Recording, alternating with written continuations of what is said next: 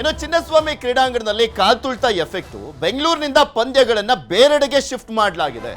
ದುರಂತದ ಬಳಿಕ ಬಿಸಿಸಿಐನಿಂದ ಈ ಪಂದ್ಯ ಸ್ಥಳಾಂತರವನ್ನ ಮಾಡುವಂತ ನಿರ್ಧಾರವನ್ನ ಕೈಗೊಳ್ಳಲಾಗಿದೆ. ಯಾವ ಕಾರಣಕ್ಕೋಸ್ಕರ ಈ ನಿರ್ಧಾರವನ್ನ ಮಾಡಿದ್ರೂ ಗೊತ್ತಿಲ್ಲ. ಅದು ನಾಳೆನೋ ನಾಡಿದ್ದೋ ಇದ್ದಿದ್ದ ಮ್ಯಾಚ್ಗಳಲ್ಲ, ನವೆಂಬರ್ನಲ್ಲಿದೆ. 4-5 ತಿಂಗಳ ಆದ ಬಳಿಕ ಇರುವಂಥದ್ದು. ಈಗಲೇ ಪಂದ್ಯವನ್ನ ಶಿಫ್ಟ್ ಮಾಡ್ತಾ ಇದ್ದಾರಂತೆ. ಲೆಕ್ಕ ಹಾಕಲಿ. ಮೊದಲೇ ಇವರಿಗೆ ಬಿಸಿಸಿಐನವರಿಗೆ ಈ ಸೌತ್ ಇಂಡಿಯಾದಲ್ಲಿ ಮಾಡ್ಲಿಕ್ಕೆ ಅಷ್ಟು ಇಷ್ಟ ಇರಲ್ಲ, ಇಂಟ್ರೆಸ್ಟ್ ಇರಲ್ಲ. ನಾರ್ತ್ ಇಂಡಿಯಾದಲ್ಲಿ ಮಾಡಿ ಅಲ್ಲಿರುವಂಥ ಕ್ರಿಕೆಟ್ ಸಂಸ್ಥೆಗಳನ್ನ ಉದ್ಧಾರ ಮಾಡಬೇಕು ಅನ್ನುವಂಥ ಮನಸ್ಥಿತಿಯವರು ಈ ಬಿಸಿಸಿಐನವರು. ಈಗ ಚಿನ್ನಸ್ವಾಮಿಯಲ್ಲಿ ನಡೀಬೇಕಾಗಿದ್ದಂಥ ಪಂದ್ಯಗಳನ್ನು ಶಿಫ್ಟ್ ಮಾಡ್ತಾ ಇದ್ದಾರೆ. ಭಾರತ ಎ ಮತ್ತು ದಕ್ಷಿಣ ಆಫ್ರಿಕಾ ಎ ನಡುವಿನ ಪಂದ್ಯಗಳು ಬೆಂಗಳೂರಿನಿಂದ ರಾಜ್ಕೋಟ್ಗೆ ಪಂದ್ಯಗಳನ್ನು ಶಿಫ್ಟ್ ಮಾಡಲಾಗಿದೆ. ನವೆಂಬರ್ ತಿಂಗಳಲ್ಲಿ ನಡೀಬೇಕಾಗಿದ್ದಂಥ ಪಂದ್ಯಗಳು ಇವು. ನವೆಂಬರ್ 13ರಿಂದ 19ರವರೆಗೆ 3 ಏಕದಿನ ಪಂದ್ಯಗಳ ಸ್ಥಳಾಂತರದ ಬಗ್ಗೆ ನಿರ್ದಿಷ್ಟ ಕಾರಣವನ್ನು ಕೊಟ್ಟಿಲ್ಲ. ಪಂದ್ಯ ಸ್ಥಳಾಂತರ ಬಗ್ಗೆ ಅಷ್ಟೇ ಬಿಸಿಸಿಐನಿಂದ ಮಾಹಿತಿಯನ್ನು ಕೊಡಲಾಗಿದೆ. ರೀಸನ್ ಕೊಡ್ಲಿ, ಯಾವ ಕಾರಣಕ್ಕೋಸ್ಕರ ಶಿಫ್ಟ್ ಮಾಡ್ತಾ ಇದೀವಿ ಅಂತ.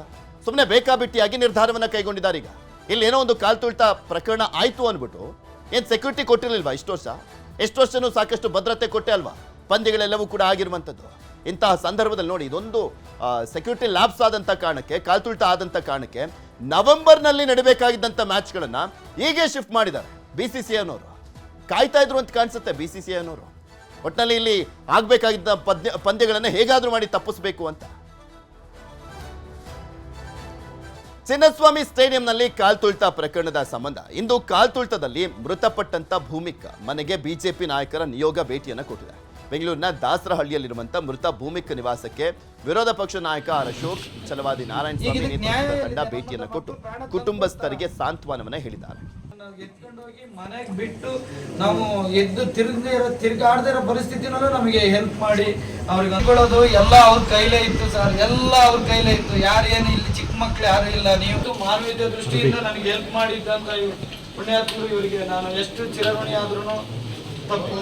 ನಾನು ತುಂಬ ಅಶೋಕ್ ಸರ್ ಇರ್ಬೋದು, ಅಲ್ಲಿ ಎಲ್ಲರಿಗೂ ನನ್ನ 2 ನಿಮಿಷ ಸರ್ ಇರೋದು 2 ನಿಮಿಷ.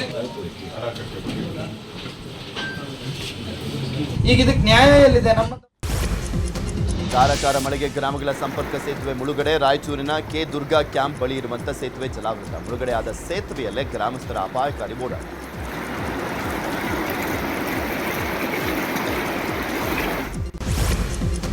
ಮಳೆ ಹಾನಿ ಪ್ರದೇಶಕ್ಕೆ ಡಿಸಿ ದಿವ್ಯಾ ಪ್ರಭು ಭೇಟಿ ಪರಿಶೀಲನೆ. ಧಾರವಾಡದ ನವಲಗುಂದದಲ್ಲಿ ಮಳೆಯಿಂದ ಉಂಟಾಗಿದ್ದ ಅವಾಂತರ ಬೆಣ್ಣೆ ಹಳ್ಳ ಪ್ರವಾಹ ಹಾನಿಯಾಗದಂತೆ ಮುನ್ನೆಚ್ಚರಿಕೆ ವಹಿಸಲಿಕ್ಕೆ ಡಿಸಿ ಸೂಚನೆ. ಗ್ರಾಮಸ್ಥರ ನಿದ್ದೆಗೆಡಿಸಿದ್ದ ಚಿರತೆ ಕೊನೆಗೂ ಸೆರೆ. ಚಿತ್ರದುರ್ಗದ ಇಂಗಳದಾಳ್ನಲ್ಲಿ ಇರಿಸಿದ್ದ ಬೋರಿಗೆ ಬಿದ್ದ ಚಿರತೆ ಸೆರೆಯಿಂದ ನಿಟ್ಟುಸಿರು ಬಿಟ್ಟ ಗ್ರಾಮಸ್ಥರು.